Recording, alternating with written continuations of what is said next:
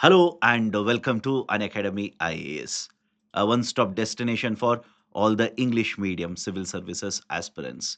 Welcome to another session of Economy this week.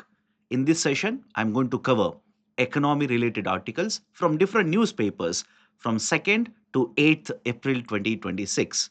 Discussion will be comprehensive, helping you answer the questions in the prelims as well as mains examination.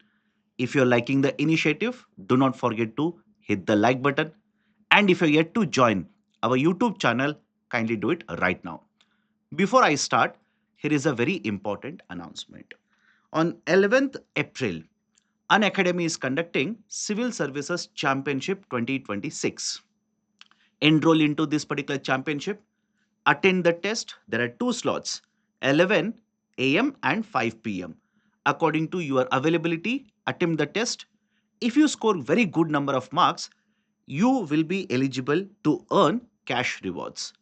In addition to this, you can also test yourself whether your preparation is up to the UPSC standard or not. All you need to register is basically scan this particular QR code and register for the test. Otherwise, you can also use the link provided in the description below. Let me begin the discussion.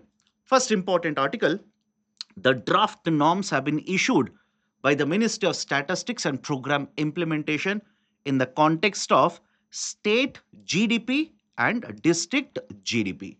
They will start using the term, or we will start using the term DDP, which stands for District Domestic Product. We will also use the term SDP, State Domestic Product. Now, before understanding what are the important changes or the announcements done by the MOSPI, here are certain important background points. The term GDP simply stands for Gross Domestic Product. It is a measure of the market prices of all the final goods and services which are produced within the territory of India. At the national level, it is the Ministry of Statistics and Program Implementation.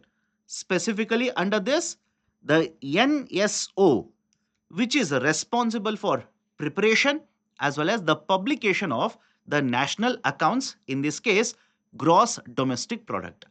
And very recently, the NSO has made a very important change in terms of calculation methodology associated with GDP.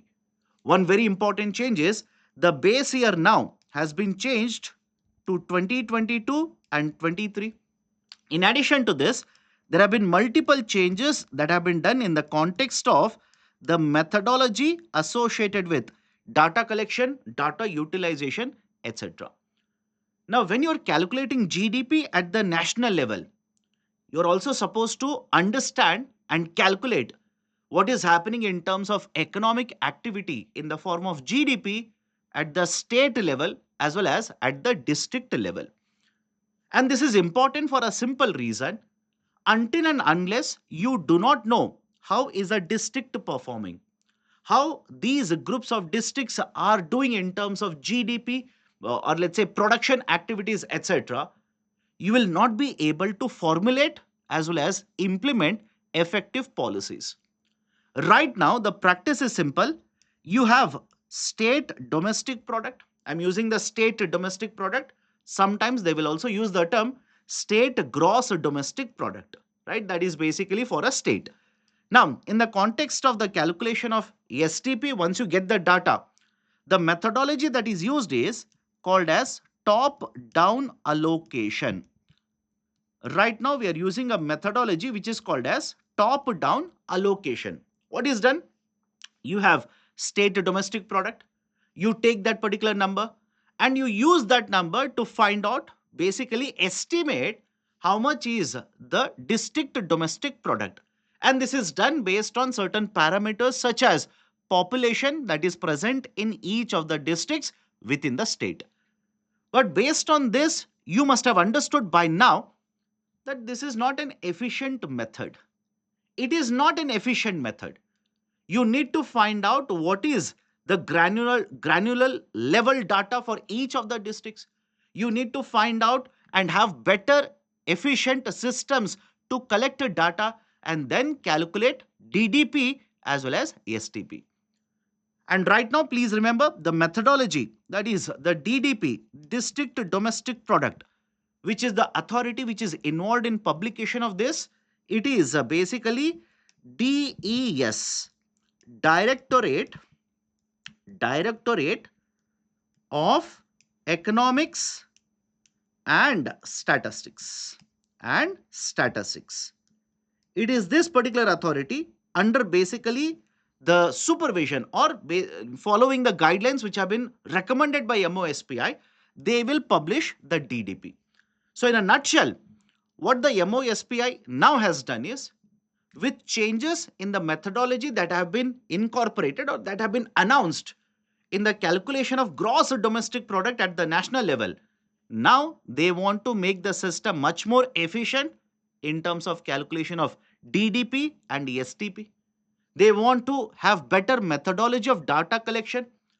They want to establish a synergy between the GDP calculated at the national level, at the state level, as well as at the district level. So these guidelines now, or the norms, have been announced or have been published by MOSPI. So these are the important points associated with the first article. Now, based on this, here is a MCQ. Consider the following statements.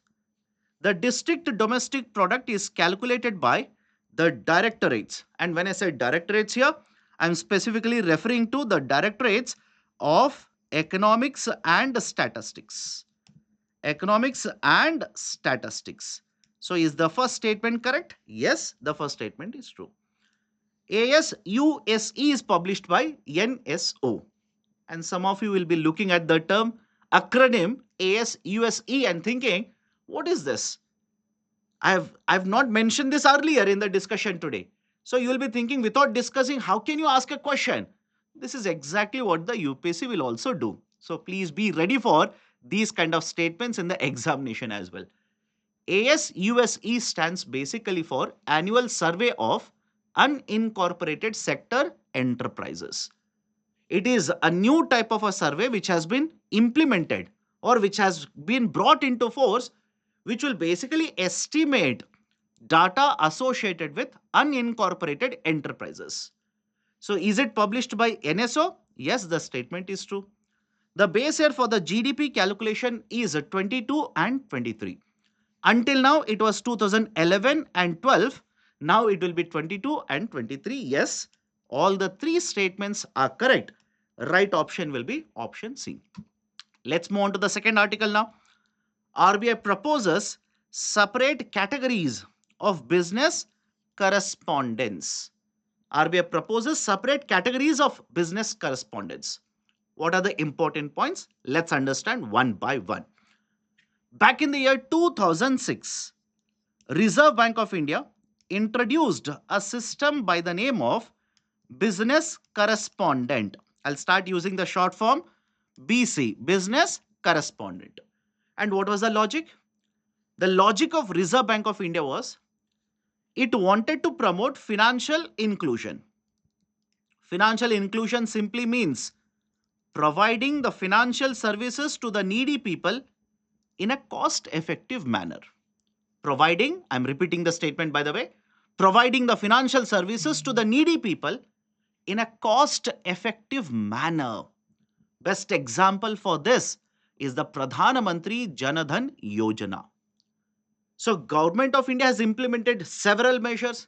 Reserve Bank of India, back in the year 2006 itself, 2 decades ago, had proposed the concept of the business correspondent. These are also referred to as bank sathis, right, or banking correspondents, etc. Right, or one more name is bank mitras as well. But the logic is very simple. In order to ensure that the last mile banking access is provided, the last mile banking services are provided, the model of BC was implemented by RBI. And what is the basic idea? Let's imagine this is a particular place where a bank branch is located. Around this particular city, there will be multiple small villages. In these villages, there will be bank customers. But the problem is, Bank cannot open a branch in all the villages because it doesn't make any economic sense. The cost of operations will be much higher. But at the same point of time, the bank cannot simply say, I will not set up a branch. You will only have to come to me and get the services done. That will be not effective for the customers. It will be very costly for customers. They will have to travel 7 kilometers, 8 kilometers, 10 kilometers, 12 kilometers in order to even conduct basic banking activity. In order to address this, the model of BC was implemented, wherein the bank will appoint a person, an individual, right, etc., will be appointed in these particular places who will conduct banking activities on behalf of the bank. They will conduct the banking activities, for example, deposits of money, withdrawal of money, application regarding various services provided by the bank, etc. So this model was implemented by Reserve Bank of India back in the year 2006 in order to promote last mile accessibility for banking services. In simple terms, promoting financial inclusion. Now, banks have adopted this, implemented this. As of today, there are more than 16 lakh banking correspondents operating in India. In addition to this, there is also one more type of a model, banking facilitator. One is the business correspondent. There is one more model called as the banking facilitator, BF. And that model also is being implemented by the banks in India. What is this idea of a banking facilitator? These are basically the service providers or basically the middlemen between a bank as well as a customer. These will facilitate the accessibility to the banks. For example, let's say a retired manager will act as a banking facilitator. They will bring the customers or let's say the would be customers into the banking network. So BF was also implemented, BC was also implemented. Now, Reserve Bank of India has announced changes that will come into force starting 1st July 2026. 1st July 2026. What are the important changes? New classification has been introduced by Reserve Bank of India in the context of the business correspondence. The business correspondence classification will be one is the business correspondent banking outlet, and the second one is business correspondent banking touch point. What is the basic difference? The business correspondent banking outlet, I'll start using the short form BCBO, BCBT. In the context of BCBO, these are the people who will be basically be considered as a banking outlet itself now. Just like a banking outlet, these will be providing the services. And the RBI simply says, anybody who is working as a BCBO, now they will have to work at least 4 hours every day. Every day, that is a working day, at least 4 hours. And they will have to work at least 5 days in a week. Right? So at least 4 hours, 5 days in a week. Just like a bank branch is located. So BCBO will be this, and the BCBO will be providing wide range of banking services, much higher number of banking services. Whereas the BCBT will be just like a touch point where the services will be provided will be much lower. The number of hours will not be, right, let's say regular like the BCBOs, etc. And not just this, when you talk about the remuneration part, there is always a lot of discussion associated with the remuneration. That is the money that is paid to the banking correspondents. RBI now says the BCBO will be paid a regular or fixed amount of money along with certain variable amount of pay, which shall be decided by the banks. And the BCBT will be paid only the variable amount of money for providing the basic banking services. These are some of the very important changes that the RBI has announced in the context of the banking correspondence. In addition to this, the bank facilitators that we have spoken of earlier, the BF system or the classification of BF will be discontinued. The argument of Reserve Bank of India is the BF is anyways providing the services which are similar to a BC. So the BF system will be discontinued. They will have to be brought either under the BCBO classification or under BCBT classification. So these are the major changes that have been announced by the Reserve Bank of India in the context of the banking or the business correspondent model. Now, based on this, let's solve one more MCQ. Consider the following statements. RBI introduced the business correspondent model back in the year 2006. Yes. The banking correspondent or the business correspondent model has been implemented to promote financial inclusion. Yes, that's also true. The business correspondent model has been implemented only in urban regions. Underline the term only. This particular statement is incorrect. Mind you, the BC model has been implemented in order to provide the last mile connectivity, whether in urban region or rural region. But it doesn't only target urban regions. It also has presence in urban regions such as, let's say, slum regions or slum, right? Let's say dwelling units, etc. But the statement simply says only in urban regions. This is incorrect. Third statement is incorrect. Right option for the question will be option B. Let's move on to the third article. Share buyback revival may lend support to shareholders' confidence amidst volatility. What are the important points? Securities Exchange Board of India, SEBI, the market regulator, now has come out with an announcement in which it has stated that it will be reintroducing, it will be bringing back a type of a share buyback method. What are the important points? Let's start. First and foremost, what do you mean by a share buyback? Let's say here is a company which is going for listing in the year 2026. What is the meaning of the term listing? The company will take the shares, sell them in the market. Right? Many investors in the market, including the retail investors, can purchase the shares. Now, the same company, maybe hypothetically I'm talking, maybe in 2030, will decide let's purchase the shares back from the market. Right? They have issued a lot of shares. Let's purchase some of these particular shares. So when the company which has issued the shares, they want to purchase the shares back, this process is called as a share buyback. A share buyback. Now, how many methods are approved in India? How many are allowed in India? I'm emphasizing on the term allowed because there is a fourth method. I'll come to that in some time. So, how many methods are approved or allowed by SEBI? One is called as a tender offer. Tender offer. Second one is open market purchases. Open market purchases. And the third one is a book building method. A book building method. The three methods, the second one is the one which is being discussed in the newspapers.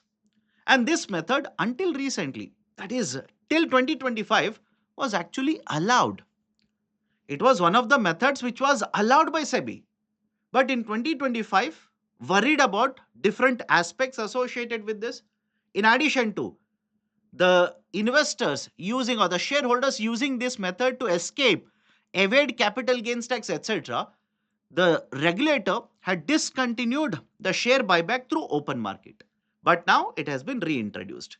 But what is the meaning of each one of them?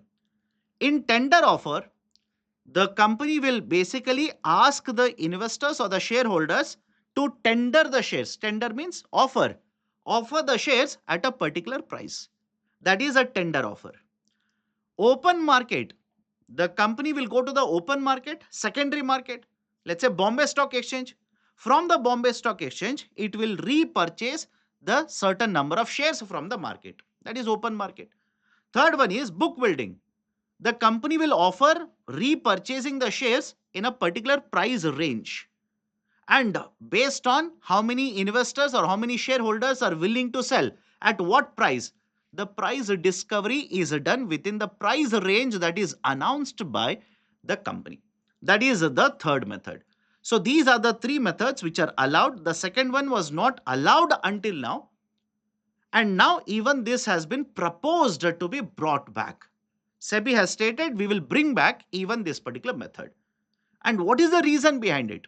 One, the government of India in the budget has made a changes in terms of how share buybacks will be taxed. How the share buybacks will be taxed, there is a change in the methodology. Second one, the SEBI market regulator simply says this particular method, that is the second one, will offer more flexibility for the companies. Rather than purchasing, let's say, through tender offer, where where the company is offering a fixed price. Now, under the open market, the company can basically purchase in a staggered manner, in a gradual manner, based on whatever is the prevailing market price. Whatever is the prevailing market price. So it will give lot of flexibility for the companies. Hence, SEBI says they will be bringing the second method back into the methodology of share buyback. Now, I also stated that there is one more methodology, but it is not allowed. It is not allowed. It is basically barred by SEBI. What is the methodology? Let's say a company is there. It will privately enter into a share buyback agreement with investors. Privately. Rather than using any of these three methods, either in the market, outside the market, etc., they will enter into a private agreement. This kind of a share buyback method is prohibited in India by SEBI. Right, so these are certain very important points in the context of the proposal by SEBI. Let's look at the MCQ now. Which of the following are approved methods of share buybacks? Tender offer, yes. Open market and book building. We have covered all the three now. So all the three are the correct options. So correct option for the question will be option D, 1, 2 and 3. Next article. Finance Ministry notifies customs duty relief on SEZ goods domestically, sold domestically. In fact, this particular proposal was announced by the finance minister in the budget presentation. And what was the reasoning behind it? The reasoning is very simple. The special economic zones have been facing a lot of issues in terms of their exports to the global market. These are set up in order to promote exports. But in recent times, even before the West Asian crisis hit them, even before the war broke out in the West Asia, even before that, the exports from the SEZ have taken hit. And the problem with SEZ units is that if they want to sell the SEZ production, whatever they have produced, within the domestic market, the government will treat this particular product when they sell in the domestic market as an import. They will treat this as an import. And whatever is the tax applicable for the import, that tax will be imposed by the unit which has produced within India but within special economic zone and is trying to sell it in the other part of India, which is technically called as domestic tariff area, or in short DTA. But the problem is, here is a unit in the SEZ. It has been hurt by the protectionist policies which are being followed by other countries. They are not able to export now. And if they want to sell in the domestic market, the government will impose high tariff. So they are in a problem. They are facing lot of issues.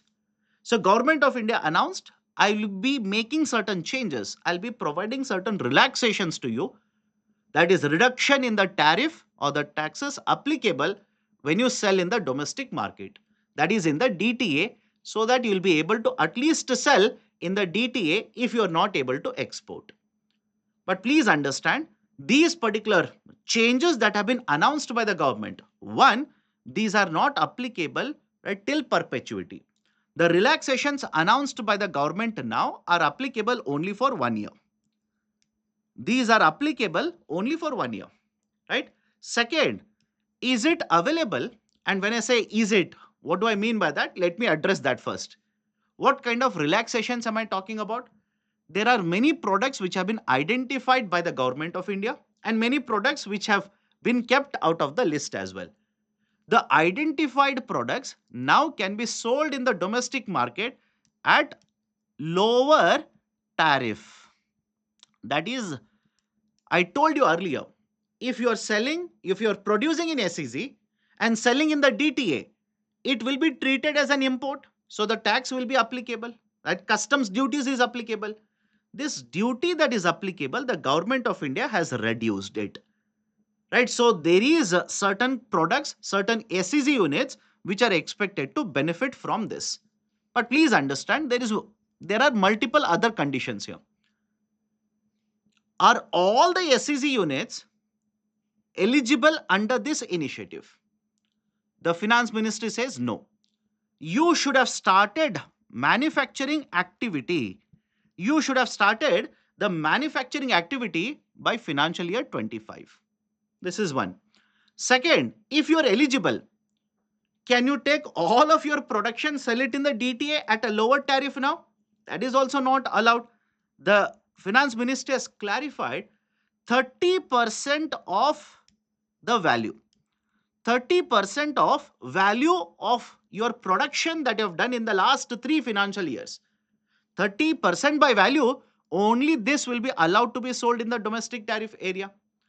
And please understand, one more very important condition is whatever whatever company becomes eligible, they should have ensured that there is a value addition. There is a value addition of 20% done within India. So these are some of the very important changes that have been announced by the finance ministry in the context of providing relief to the SEZ exporters. But experts have argued that this relief is not sufficient. It will be excluding most of the production that is done by the SEZ units in India. So the government of India should look into the conditions that they have imposed. There should be more relaxations provided. For example, in the context of value addition, can we increase it a bit more? Rather than providing the relief only for 1 year, can we extend it to 2 to 3 years, etc.? Those are some of the demands that have been put forward in the context of this relief announced by the government. Next important article, RBI rolling out the benchmark strategy. RBI rolling out benchmark strategy on pilot basis for 9 states. Now, what is the idea? What is the concept of a benchmark strategy? There are multiple states in India who will basically come out with a budget but will face issues in terms of revenue mobilization. They will face problems in terms of revenue mobilization. So, what do the states do? Just like the central government, they will also go to the market, issue bonds in the market, and these are called as state development loans. That is for the state government bonds. Right? Please remember, state government bonds are referred to as state development loans. So the states will issue state development loans and borrow from the market. But right now, the problem is that there is no coordination amongst the states. There is no cohesive strategy that is followed when the states want to borrow from the market. As and when requirement is there, they will basically through Reserve Bank of India, because please understand, under sections of Reserve Bank of India Act of 1934, section 21 basically mandates that RBI is supposed to maintain the public debt of the states. Right? So argument is there is no cohesive strategy. There is no synergy amongst all the states. These particular states, as and when the requirement arises, they will keep on selling these particular bonds. And what it has led to is uncertainty in the market. The investors in the market do not know in the next 1 quarter how many bonds will be issued by the states, which state is going to issue what worth of the bonds, etc. And that basically leads to non-transparency issues. Right? The discovery of the discovery of the price or the value of these particular assets will not be efficient, etc. So what RBI now says is, let's create a new system, that is a benchmark strategy.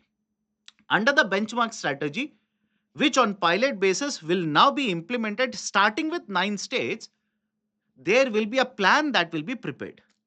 Let's say, for example, in the next 1 quarter, how many states will be issuing what worth of the bonds and what duration, what will be the tenure of the bonds, right? There will be a lot of discussion that will be held, calendar will be prepared, and this will be published so that there is clarity for the investors. There is a clarity in the market regarding how many bonds are going to be issued, right? What kind of a bond, right? Let's say tenures, or the tenures of the bonds which will be issued in the market, etc. So that kind of a strategy has been proposed. Let's wait and see how it will be implemented and when it will be expanded to rest of India as well. Now, last article for today. RBI set for anti-mis-selling norms focus on incentives. Right? What is the issue here? In the financial market, there is always a concern associated with mis-selling of financial instruments. Mis-selling of the financial instruments. Right? For example, there have been multiple allegations regarding insurance products being missold to the customers. There are allegations in the recent times in the context of HDFC Bank officials itself, where 15 officials have been removed by the HDFC because they were involved in mis-selling of additional tier 1 bonds. So this is just some of the examples. These are some of the examples where I'm quoting the instances of mis-selling. So Reserve Bank of India now is considering to bring out a framework, right? They are thinking of bringing a framework, right? That is basically a new type of a framework named responsible business conduct. Responsible business conduct, RBC. Under this particular methodology, it is not yet announced, by the way. Under this particular framework, RBI wants to lay down certain guidelines, certain important measures in order to prevent mis-selling of the financial products. And one of the areas where most of the mis-selling happens is reported, etc., is the insurance products. It is the insurance products. And a lot of these insurance products are sold as third party products through banking sector. The problem is, because the commission that is paid to the participants here, that is the officials, the commission is directly connected to the value of insurance that they sell. Lot of them, in order to earn more and more commission, will end up selling and mis-selling as well, whether the customer requires it or not, whether the customer has the right knowledge or not, whether the customer is given the right information or not. A lot of times these are ignored. The customers will be, right, cheated. Customers will not be given the right information and they will end up purchasing these insurance products.